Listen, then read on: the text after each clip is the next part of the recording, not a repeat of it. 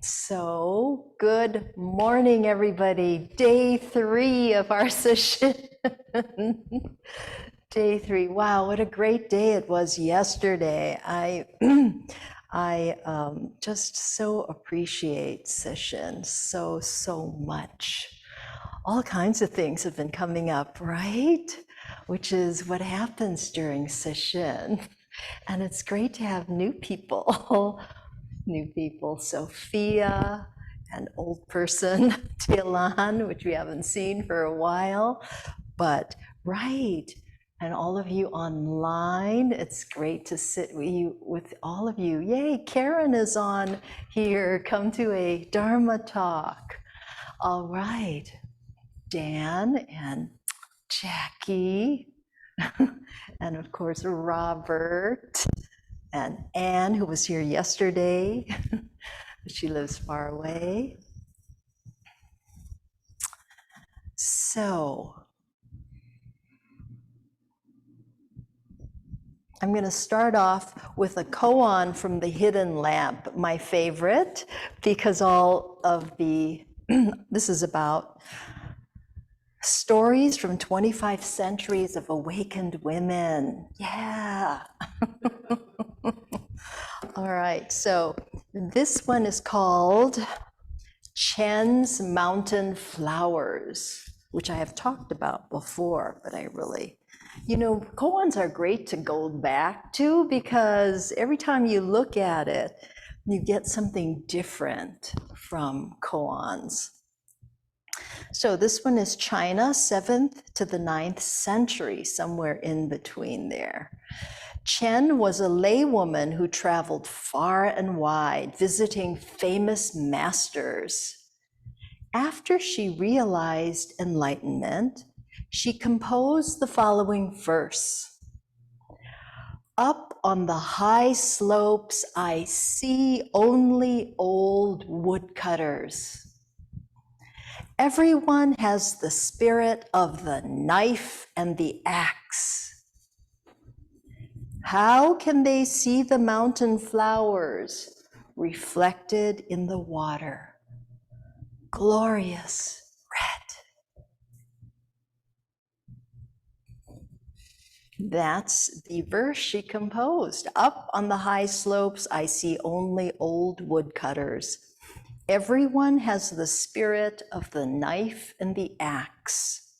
How can they see the mountain flowers reflected in the water? Glorious red. And Joanna Macy has a wonderful reflection, which I want to read because Joanna Macy is such a wonderful teacher, Buddhist teacher, philosopher. So this is her reflection, and social activist on top of that. Laywoman Chen has seen a lot of the world in her journeys from one spiritual master to another. She has kept her eyes open. She's noticed what's going on.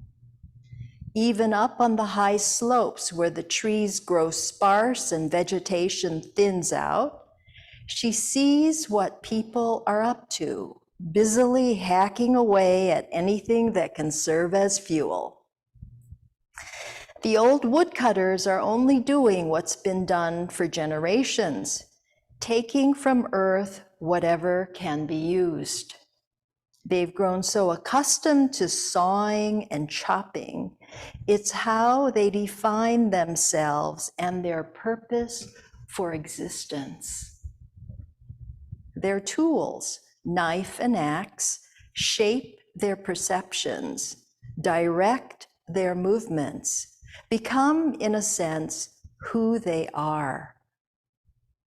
I love how Chen observes this.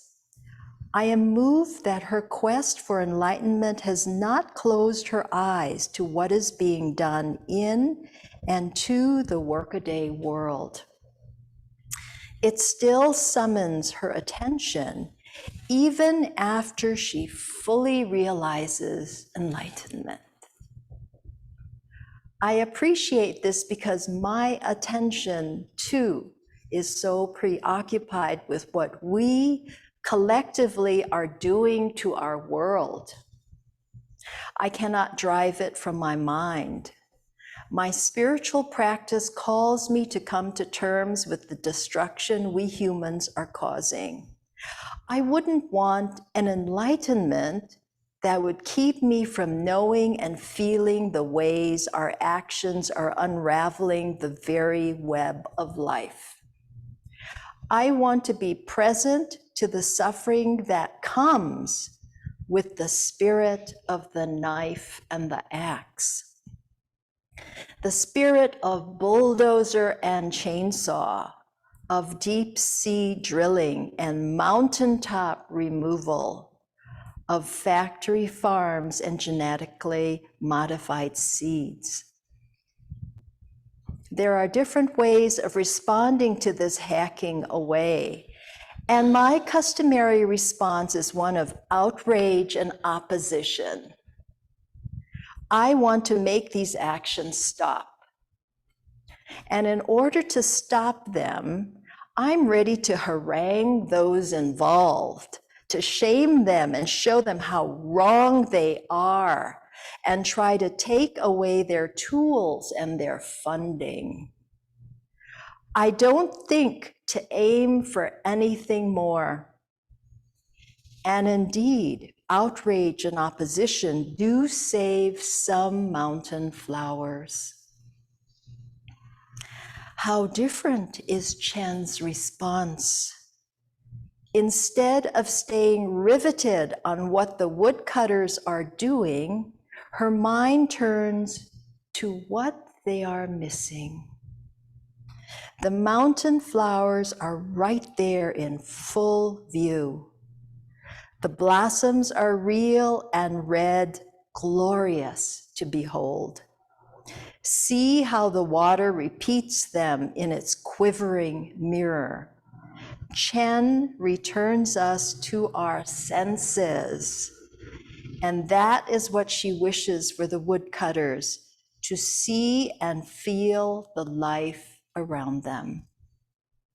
Look, right here on a branch of this tree you're chopping, see the bright flowers?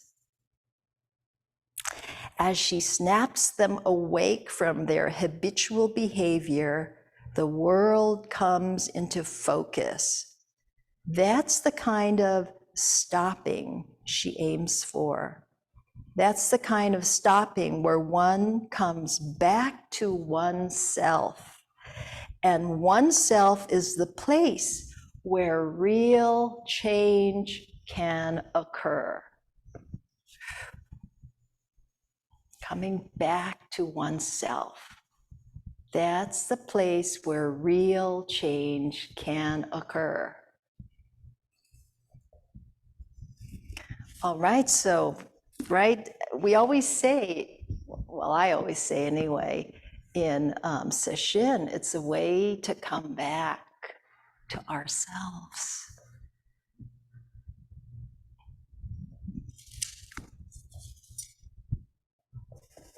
It's funny because we're kind of habitually thinking of ourselves. But is it the real self?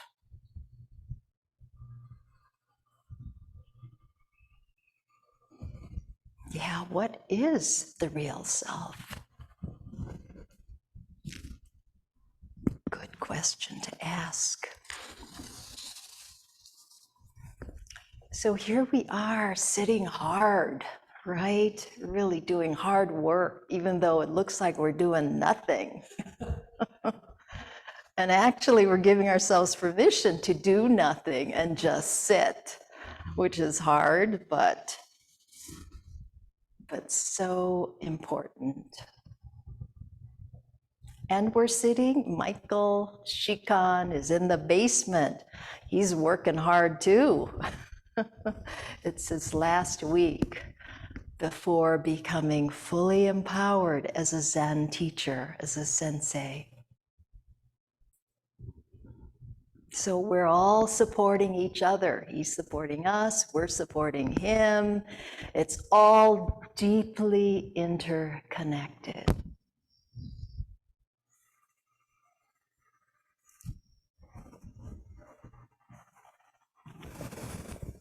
So those of you just beginning, I mean, it took me 21 years to get fully transmitted. So it's good you're young, right? I was younger then, 21 years ago. I mean, that was 8 years ago is when my transmission happened. And I was thinking about that, right? And my preceptors were Bernie Glassman and Eve Marco, which was very special that they came over. Both of them are on our founder's altar. They've passed. So much happened in 8 years. And, you know, I was thinking, I do not remember, it's a very private ceremony, right? I do not remember what Bernie said. All I know was it was great. It felt good when he was saying it, but I do not for the life of me remember anything he said. I was trying to remember, right? But I do remember what Eve said. And at the time I thought, I got this. I know exactly what she's talking, but what she said is what I remember. And she was talking about fear, working with fear. And my whole life has been working with fear, right? When it arises, noticing it and trying to just be with it. And it's a great practice to work with fear.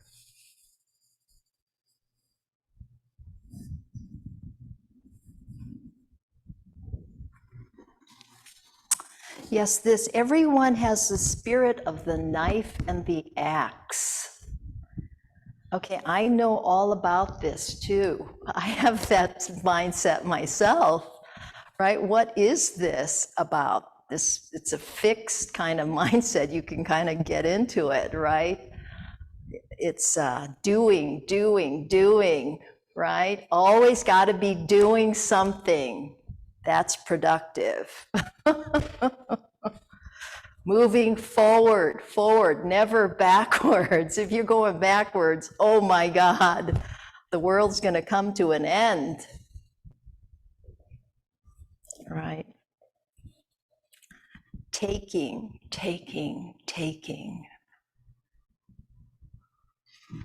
Right? This is where the three poisons come in really well: greed, anger, and ignorance. Greed, anger, and ignorance, right? Greed is like trying to get everything. Greed. I had the same dream. I have this, it's becoming less so where in my dream, I'm going somewhere and I have to kind of get my stuff. And I have a lot of stuff. And it's getting better. I would be frantic in earlier dreams. I got to get my stuff. I got to get my stuff. Now, at least, you know, I'm just grabbing a few things and putting it in a shopping bag.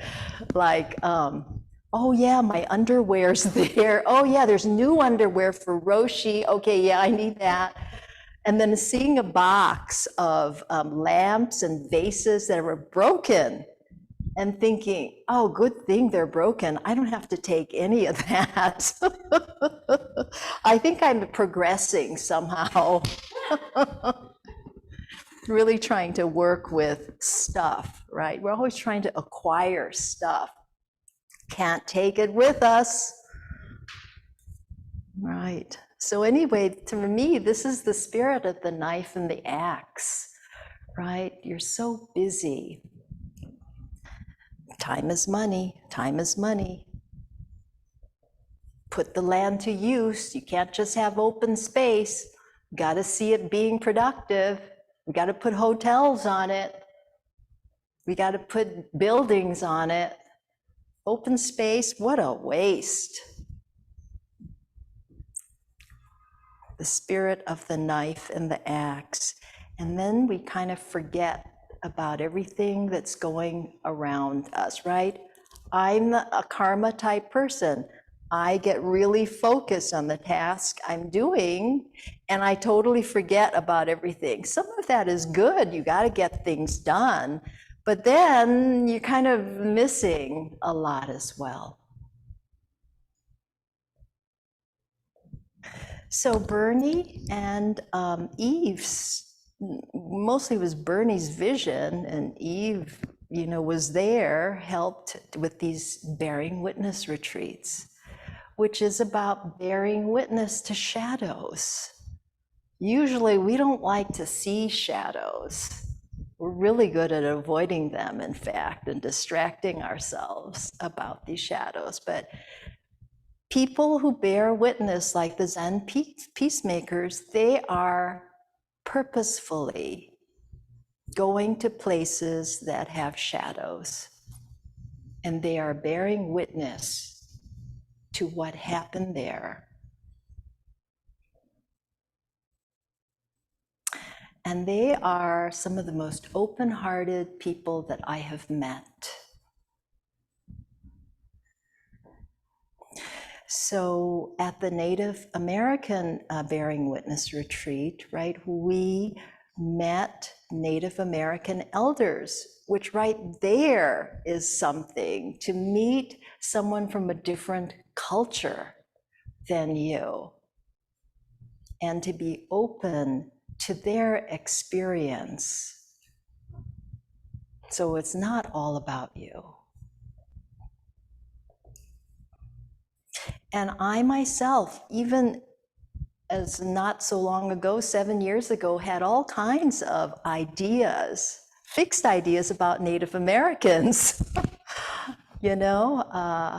kind of put them up on a pedestal. They're humans, but they have had a rough time of it because many are descendants of survivors of massacres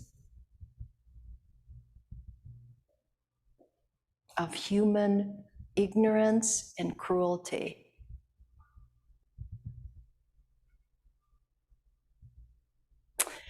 And the ones we met are doing great. They're doing well, but they had some stories that would curl your toenails, as they say. It's like, oh my God. And 7 years ago, I met one of the elders, Stephen Newcomb, who is a Shawnee Lenape scholar.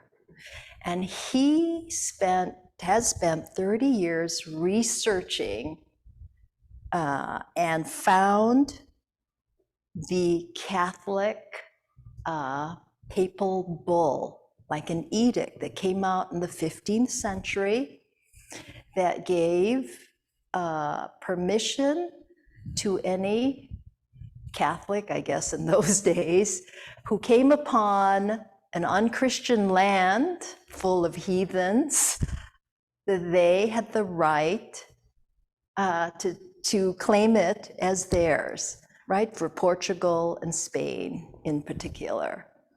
Columbus,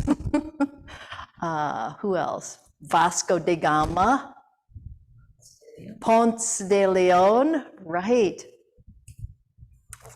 And actually, it was a continuation of an 8th century practice from the time of Charlemagne. Charlemagne, who's the first Holy Roman Emperor in the 8th century, right? And then it went on through the Crusades, the Inquisition, the War on Witches, to the Reconquista of the Iberian Peninsula by the Christian states to expel the Moors, the Muslims.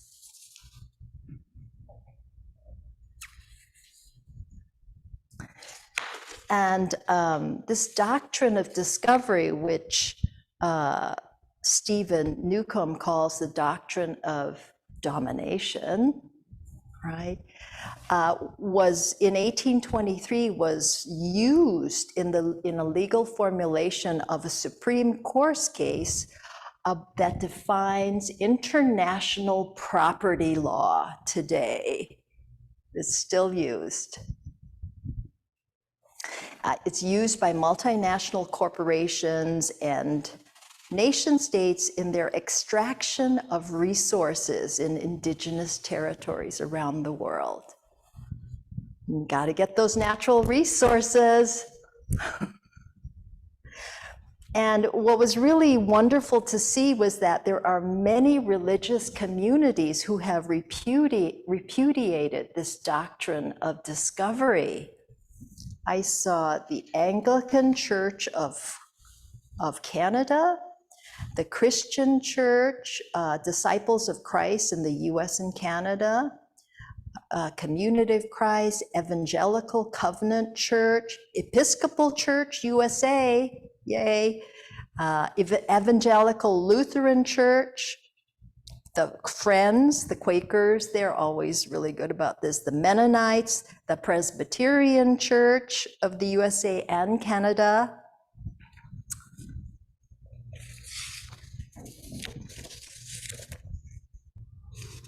and also some Roman Catholic organizations, the Leadership Conference of Women Religious, Passionist International, Pax Christi, the Loretto Community, Unitarian Universalist Association, United Church of Christ, the Methodists, World Council of Churches. So I saw that, I was like, oh yay, we're making some progress here, because the Native Americans were saying, you know, the Pope needs to, in addition, apologize for those schools in Canada. He needs to repudiate this papal bull.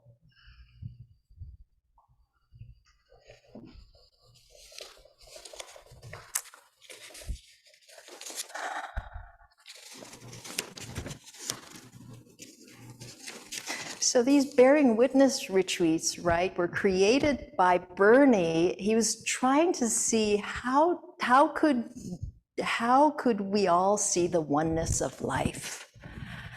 That's what he was asking himself, this question on his 55th birthday. He did a retreat in the snow. His birthday's in January, and near the Capitol in DC, asking himself this question: how do we see the oneness of life? How do we see the interrelationships? And so he came up with these bearing witness retreats, which I think is brilliant. Because then we get to see all parts of life, not just the light parts of life, which is easy to see, and we can get stuck there, but also the shadow parts of ourselves. You know, can we really bear witness to heartbreak and sorrow, which is tough, even just personally?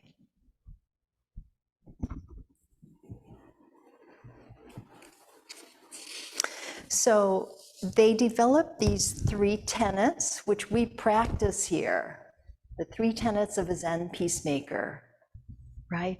They're not knowing, practicing not knowing, bearing witness, and now they call it taking action.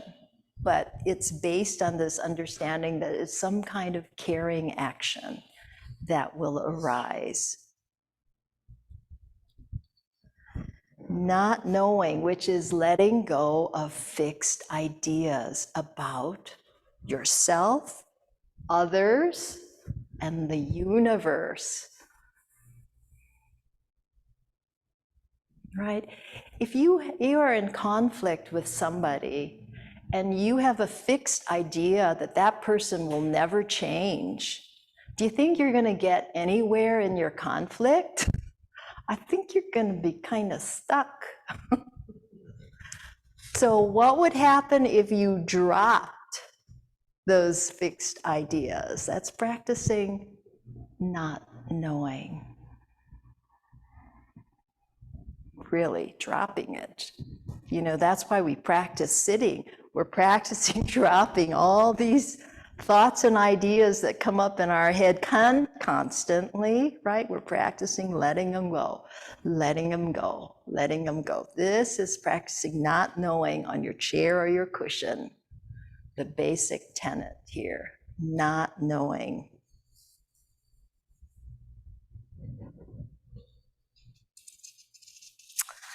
The Zen Peacemakers have a great website, and they have this wonderful, which I took from to explain about a little bit about not knowing.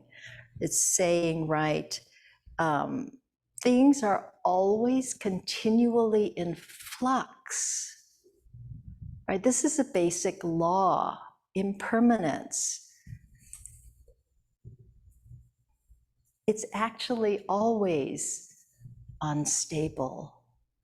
And yet, we have a tendency to live from a set of unquestioned beliefs. Why?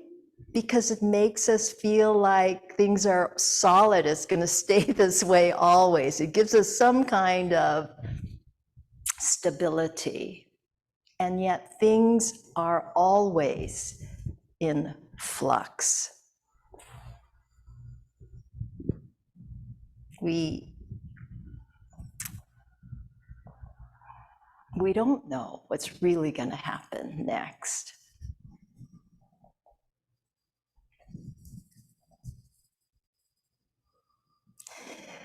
So the website has a nice description of not knowing. A flash of openness or a sudden shift to be present in the moment, which is what I've been practicing on my chair, because you're going off. It's like, oh, okay, being right here, right now. And this dropping away of the things you have relied upon for a sense of stability may lead you to take shelter in the place before anything arises. Taking shelter in the place before anything arises. This, I think, is a nice description of emptiness, actually, emptiness. And they call it profound silence. A place of the deepest rest where self-interest has not yet entered. That's a beautiful one, right? Taking shelter in the place before anything arises, a place of the deepest rest where self-interest has not yet entered. Absolutely. I'm sitting there thinking, oh my God, I am giving a talk and oh my God, the time has just flown by, right? Self-interest, that's self-interest. And you kind of get all flustered.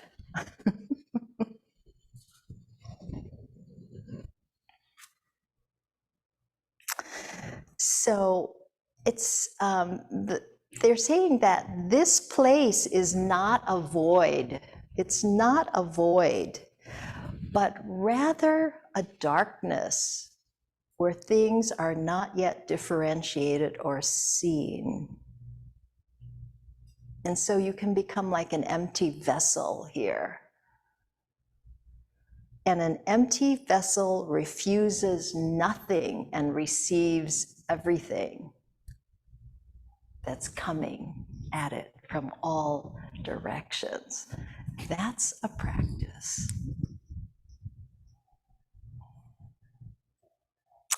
And when you can practice with that, you're starting to create space for yourself.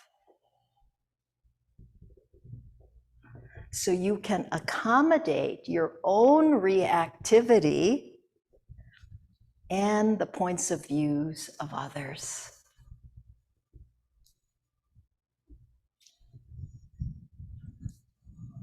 Great practice, right? Practice. So, and it should be said that that this not favoring of viewpoints that arises when one practices not knowing doesn't demonstrate a lack of caring. Rather, it's not favoring one thing over another, and allows you to center yourself within this boundless net of interconnection. And as a result, your caring can expand.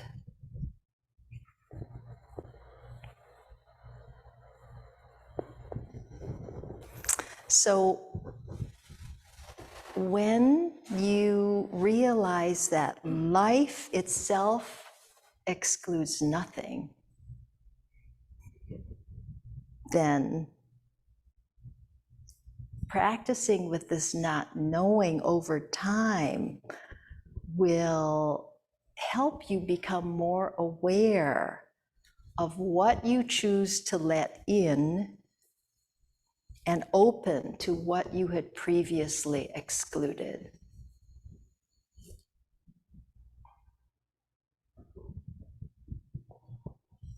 So that's not knowing. And then even I'm talking about this linearly, of course, it happens all at once. It's not, they kind of all interconnect. Bearing witness is totally interconnected. So bearing witness is being able to stay, be present, and see all aspects of a situation, including your attachments and judgments.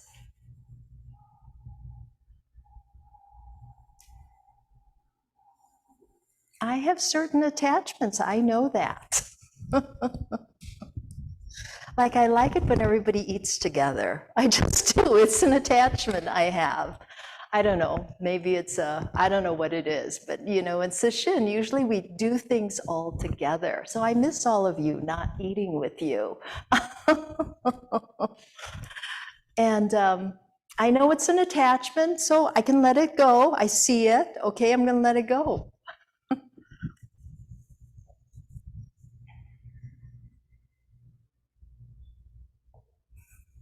So they, the Zen peacemakers, it's just really beautiful. It says you cannot live solely in a state of not knowing, because life also asks that you face the conditions that are coming at you by being present to them.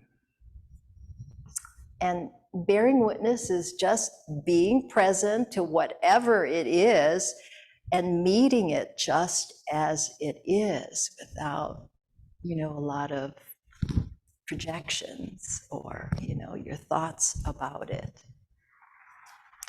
So again, together with not knowing, bearing witness enables you to have this spaciousness.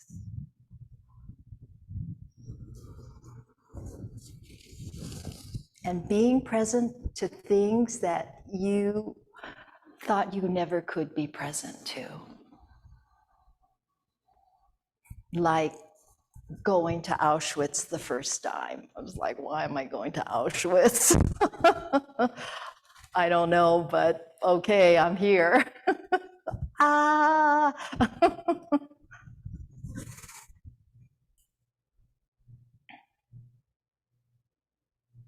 Yeah, so bearing witness is really about listening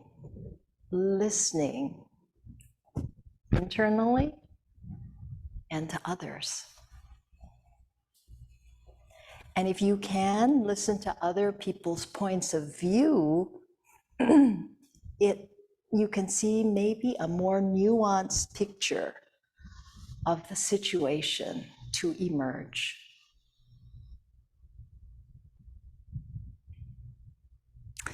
So our training here really is about paying attention to what is happening, our awareness, right? Our whole mindfulness of our Zazen is about knowing what feelings and what thoughts are arising.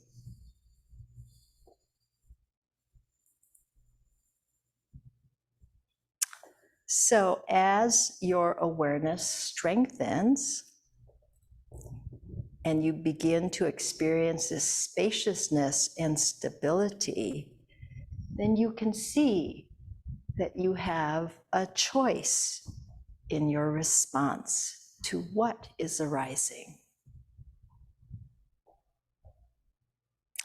And so over time, you learn to bear witness to everything with a curiosity and a compassion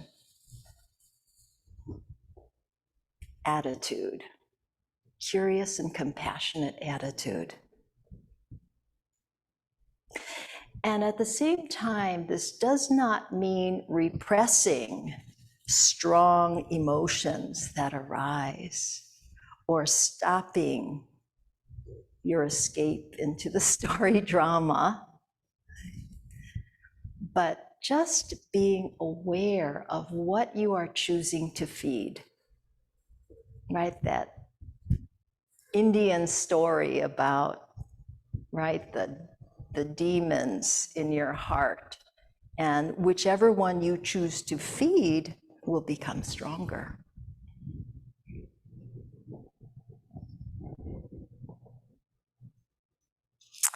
So bearing witness, this going to and he listening to the Native Americans speak, I mean, that was really hard.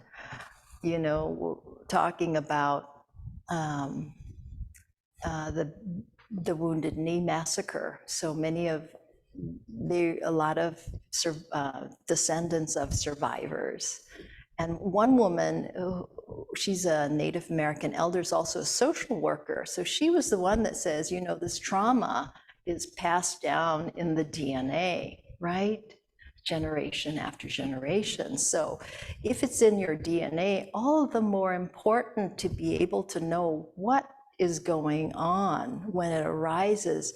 And I feel it's still workable. It is still workable. It's hard, but it's workable.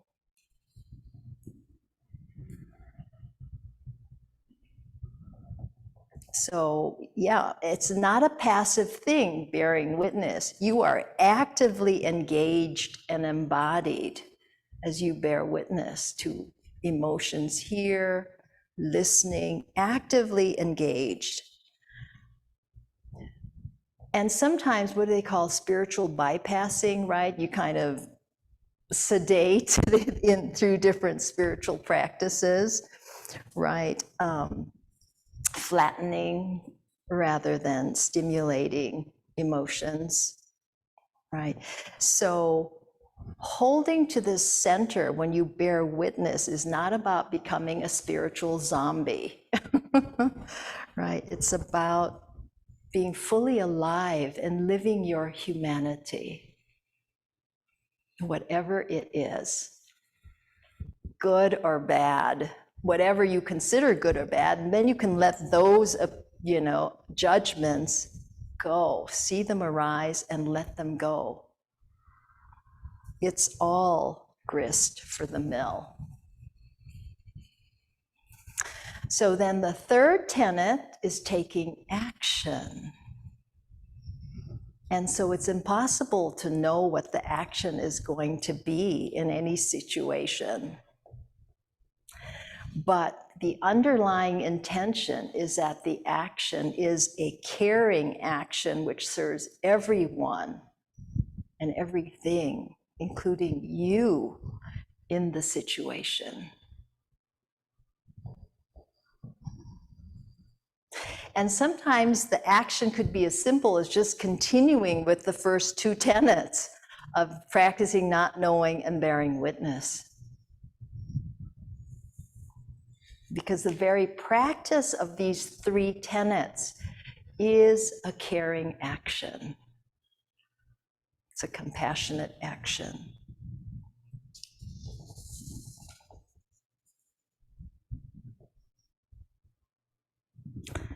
And many times it's spontaneous, right? You're practicing the first two and the third action is spontaneous. Often it's surprising, but always It will fit the situation perfectly.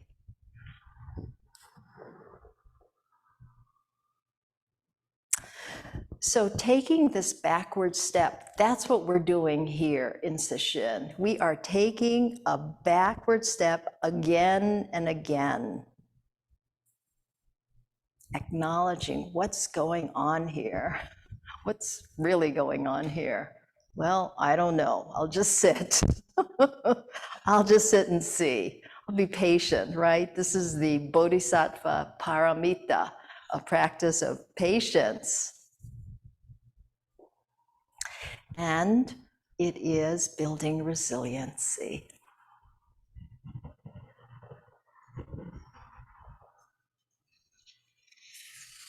So one of the cool things about the Native American Bearing Witness Retreat is just, just learning about the culture, which is so different from ours, right? So one interesting, Yellow Bull just happened to mention Wendell Yellow Bull, who is a descendant of Red Cloud, who was the chief at the 1868 treaty. That was an important treaty where in exchange for peace from the Lakota on whites, the US government gave the Black Hills to the Lakota. And it was his great uncle or something was Red Cloud. And they smoked the peace pipe. That's another thing. This peace pipe is not just an ordinary pipe. This is like the sacrament is to Catholics. This is to the Lakota. When they smoke this pipe, this is a spiritual agreement that is made.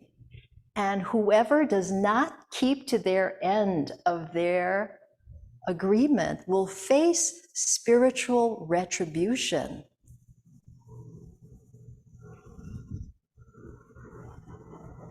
So that's interesting.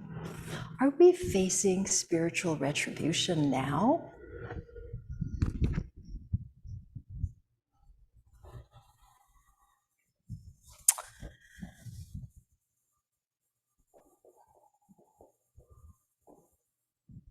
So Yellow Bull is the holder. He got the pipe, all the generations. He now holds this pipe. And there was a 12-year-old young boy, Ben Powers, who came with his dad to the retreat. He was the youngest. No, he wasn't the youngest retreatant there. What was his name? Waylon was the youngest. He was 8. He was Violet Catches's nephew. But Ben was talking with Yellow Bull, with Wendell, and Yellow Bull told him that he would really love to see President Biden come and smoke this peace pipe with him. And so somehow Ben said, I will send him a letter on your behalf and invite him to do this with you. And he did. And it was so wonderful, actually, to see this letter that he had crafted. I think, his father might have helped a little bit, but he crafted this letter inviting President Biden to come. And I was thinking, wow, if he comes and he smokes this peace pipe, it will be like this land that was promised in the 1968. Well, see, what happened was a few years later, they found gold in the Black Hills. And so all these people white people started coming to mine the gold. And so they had to renege on that as well. So anyway, it is still in question as to who owns the land. Well, it was given to the Lakota, but all kinds of people have buildings on this land there that that we actually stayed in Custer, South Dakota. So anyway, it was wonderful. So one of the things, Wendell, he was talking about the American Indian movement, right? And he said, you know, it's hard to bring people together to take a stand because you can't impose your will on anyone. I mean, I think that's how we are here too, right? I think. But that was interesting to me. I hadn't realized that they really, that's part of their culture.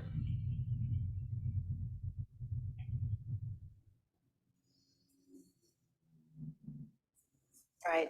It's my way or the highway here in the American West. Well, I don't know, for some people anyway.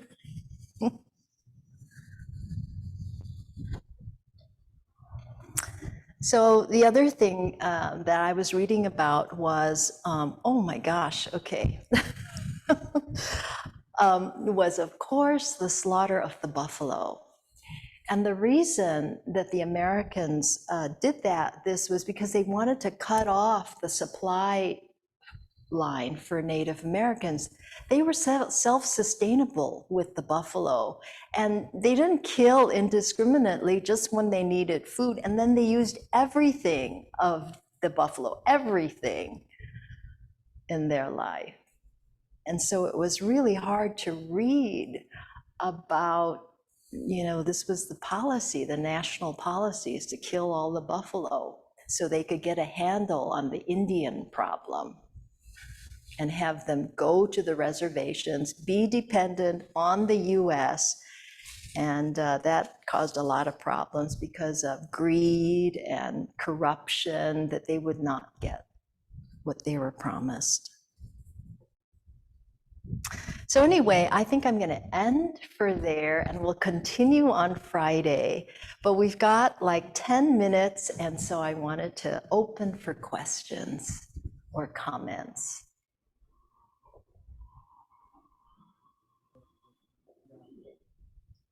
Yes, Robert. I was curious, when you were with the Lakota, you and Roshi, did you talk to them about Zen, or were they curious about that? Or did it come up at all? I'm wondering if there was any exchange. Yes, yes, they really liked the Zen people. They called, Renee called us the Zen Oyate, the Zen people. And that, you know, they like adopted all of us. She said they adopted all of us, and she said, you know, what that means is you're never going to get rid of us as we're family now. But they, you know, they don't speak much in general, right? Because they're used to being out in nature, no reason to talk, mostly to listen, right, to what's going on in the environment. So that just fits right in with us. Not too much talking, very, you know, spiritual, and we listened, right? That's our practice, is to listen. So we were great. We were bearing witness. So they were just talking about their lives, which was hard. We spent a long time sitting on the ground or in chairs, but we listened. And they felt wonderful. They felt they had like died and gone to heaven, is what I think Renee said, because we were just listening. It was such a gift to them. And all we had to do was sit and listen.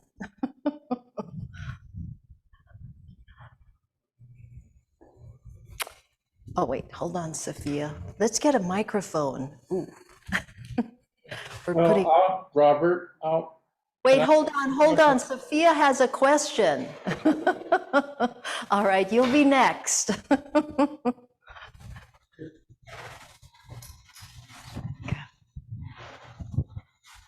So I'm going to do my best to articulate this. It's not going to be quite as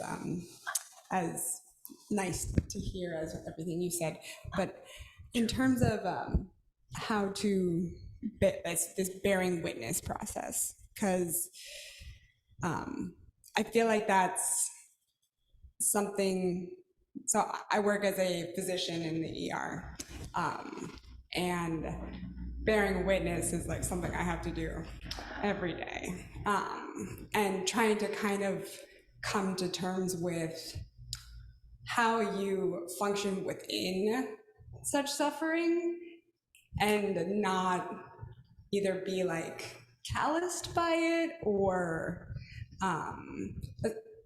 feel like you can't take that next step, right? Like it's hard to bear witness, almost like how the Buddha would say you have to be in the right spot to reach enlightenment. If you're born a god, then life's too good and you can't make it. And if you're born, a demon, it's too hard and you don't have the resources or the opportunity to reach enlightenment. And sometimes it feels like that in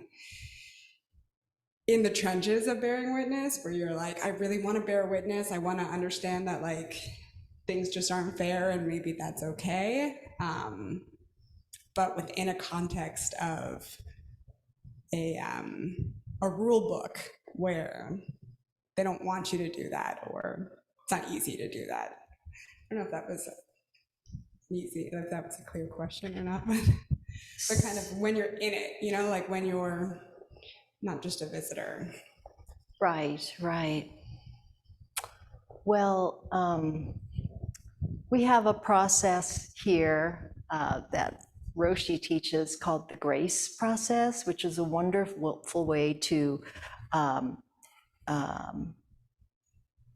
kind of bear witness when you're with somebody, remember why you're doing what you're doing, and in between, right? In between patients, kind of grounding yourself, right? And then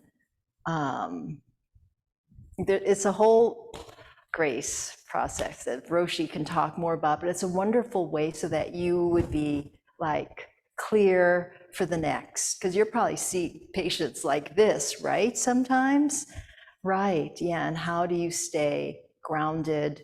And yeah, that's the practice. Yeah. Is that where the sitting comes in, to try to utilize those up, or strengthen that muscle? Absolutely is helpful. And this process can also help you just in a minute or so, but between patients, help you to ground and be able to see clearly each patient for what they are, what the situation demands. Yeah, but absolutely meditation is a great for that resilience muscle. Roshi, do you want to say something about grace? Oh, you're muted. I just heard something in Sophia's question that I thought was really good.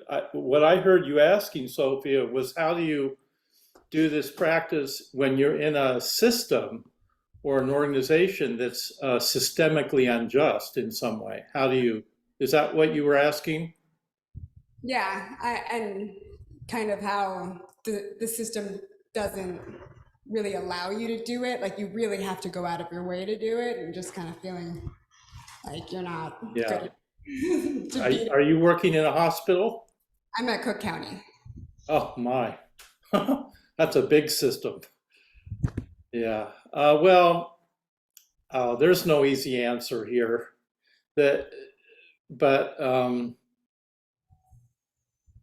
we can always find ways to add value. You're still working with your clients, even though the system might be corrupt and it might be really hard to. You only have so much time that you can be with people, or you. I don't know your specific situation. I'm just guessing, but the practice of bearing witness does not. It's a whole spectrum of possibilities, but it is opening to suffering, which I'm sure you do as a physician. In the bearing witness retreats, we're doing this in the context of a group of people, which makes it a little easier. We have support of each other. And because the bearing witness retreat with the Lakota was both beautiful and awful at the same time, the stories were heartbreaking. They were just almost unbearable to hear. And it was hard for that reason, but also they had a lot of humor. And so it was this mixture of beauty and ugliness that was And I think bearing witness is kind of like that, that there's moments of beauty in the suffering if you're there with it, that someone comes up with someone shows some spirit or courage in the midst of something that's impossible, and you find some beauty in that. But I do think that it's well, I don't know, I don't think we have the time to talk about it here, but we we teach a grace process which Joan Halifax Roshi developed for people that were doing palliative care. And the idea is that grace is an acronym that stands for a series of steps of things you can learn to do. And and it basically stands for gather your attention. R means remember your intention, remember why you became a physician in the first place, because you wanted to help people.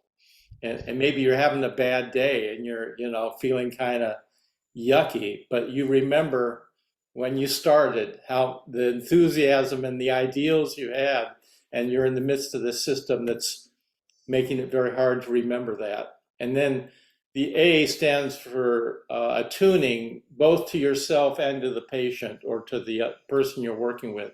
And often what we do as caregivers is we forget ourselves in the process of coming in to help someone. We have big hearts and you want to help, and you see the suffering and you get caught in the other person's suffering with your empathy, but you don't bring in your intention to that. And when you don't ground your empathic attunement to your patient in yourself, then you can easily get burnout. And then the second, so there's a whole way of teaching how to do that. It's not complicated, but it's a step. You attune to yourself and your own body language and your emotions and what your cognitive thoughts are. And then you do the same with your patient. What you read their body language and guess what their story is or what they're feeling. And then the C in GRACE stands for consider what will serve. Given your training as a physician, what is it? Maybe you only have 10 minutes here to be with this because of the system you're in. And you would like more time. If you could, you would like to have 30 minutes with them, but you have 10. That's it. So consider what's the best way you can be of service to this person in that 10 minutes. What are the skills that you have? Do you need to do a diagnosis? Do they need a prescription? Maybe they just need to be, what do they need? And then the E stands for you engage. You engage with the patient. When you engage from this kind of grounded place of awareness and connection to yourself and the other, you make it more likely that compassion is going to emerge in your encounter with your patient. And when that happens, we're much more resilient with suffering. So compassion actually is a very strong, resilient quality about it. And it's not really located in the brain anywhere in terms of a particular place. So what Joan discovered, and I think this is important, is compassion is an emergent quality that arises from non-compassionate elements. And if you put these elements together, gathering your attention, remembering your intention, and being intentional about your work, and you then attune to yourself and the other, and you go about this in this way, you make it more likely that compassion will emerge in your encounter with your patient, and you make it much more likely that you're going to be more resilient and you're not going to get hooked by their suffering. That it's unskillful. The thing about bearing witness is you're being present to something that is really painful for somebody, but it's not skillful to get stuck in their pain. It's their pain. It's not really yours. You're not fusing with them. And this is really important that you make that differentiation, that your patient might have cancer, but you don't. And so there's a kind of equanimity in that awareness, which is a Buddhist teaching. And then the E at the end of grace also stands for end. You have to close the door. You had 10 minutes with your patient. Now you've got to close the door and go on to see the next patient. And if you don't close that door, you can't be skillful with the next patient. So it's easy to talk about like this. I can talk about this. It's much harder to practice what you're doing every day as a doctor. But, you know, at the end of that 10 minutes, you got to say to yourself, you may not be satisfied. You may feel you didn't really meet your patient's needs. You didn't have enough time, but you did the best you could. You had 10 minutes, and now you close the door. And you have to, it's a kind of discipline. You have to be able to close that door and go on to the next person. And I think this grace process is really relevant right now to a lot of healthcare professionals, because I think there's a lot of burnout in your field, understandably so. And the answer is not to avoid the suffering and just go numb, and go through the motions. The answer is we have to find a way to be with suffering that is sustainable over time. And I do think this practice is about that kind of engagement with suffering that doesn't take us down. Not so easy to do. Thank you both. Thank you. Were you going to say something else? Talking about bearing witness, it has a personal aspect and a social aspect. From the, in terms of our individual practice, like when we're in a Sesshin, we're not out engaging with social injustice. There's plenty of that out there. But when you're practicing with your own subjective experience, you're bearing witness to what you've rejected in yourself. You talked about the shadow. We all disown energies in ourselves. And people, we all disown different things. Some people disown sadness. So if you've disowned sadness, then your practice becomes letting that come up a little bit, in little bits and pieces in your meditation practice. Some people disown joy. So maybe you don't feel like you can be joyful because there's too much suffering in the world. Well, so everyone disowns different things, and that's just what it means to be a human, is we all have shadows. And the bearing witness from that perspective is not looking away from your own shadow, as you were talking about, like in your dreams, and really being brave enough to look at what scares you or what makes you uncomfortable. And then the social side of this is when we can actually do that with ourselves. And it's not like you do one thing first and then it's not linear, but then you start to notice that there are people in your community that are disenfranchised. And boy, is there a lot of that going on. Just, gender, gay people, people in prison, people of color, indigenous people. Oh my God, the list goes on. And we are living in a really difficult times right now. So the bearing witness is to not look away from that. The homeless person, the person that makes you uncomfortable, the crazy looking person, or the person in the other political party that scares you, that has a conspiracy theory and you can't even talk to them. How do you deal with that person? So there's a social side of bearing witness, which is not looking away from what is being disowned in our communities. And I think the personal and the social go together. It's a practice. And I think that's very much Zen practice. When we think of framing Zen or thinking about it, we think about it in terms of forms or ritual or something.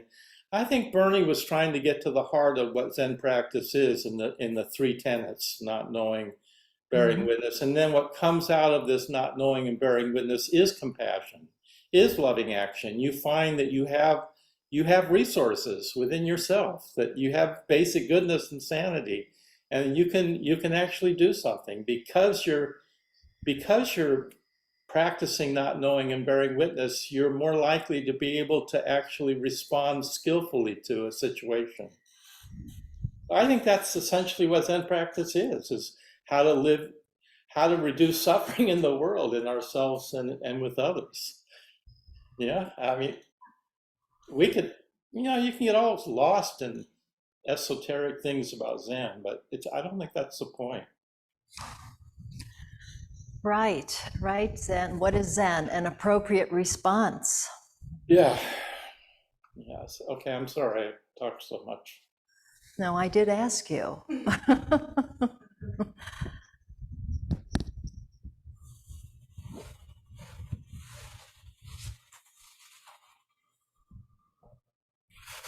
So I remember back when we were in Hawaii, and Shirley Bell, one of our Sangha members then, right, she made it a point that every year she was going to do something that was really uncomfortable for her.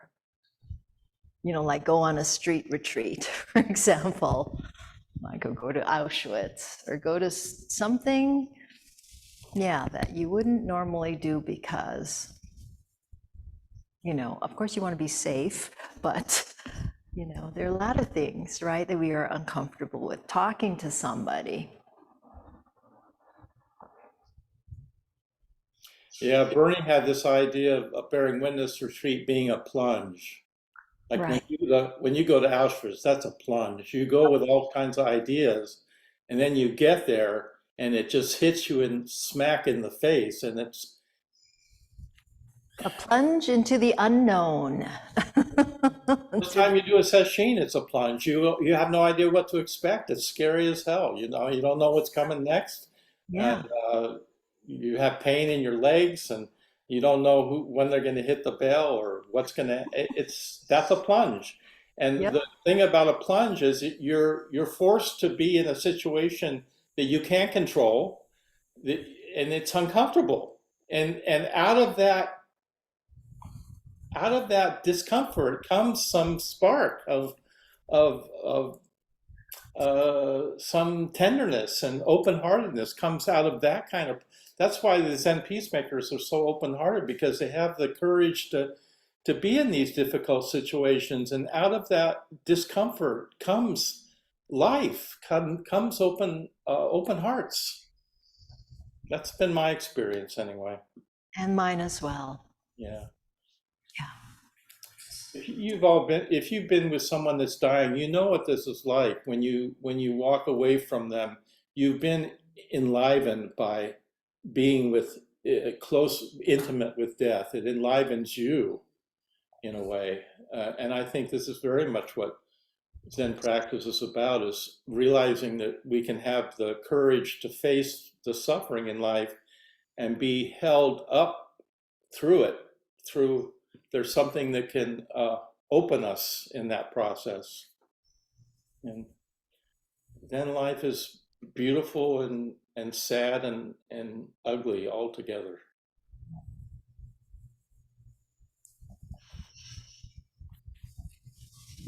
Okay, well, with that, I think I'm ready for lunch. All right, so we will see you again. The practice of immediacy is today at 3, or you can sit.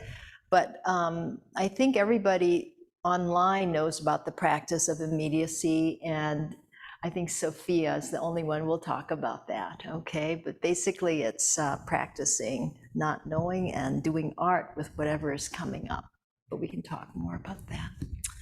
Okay, thank you.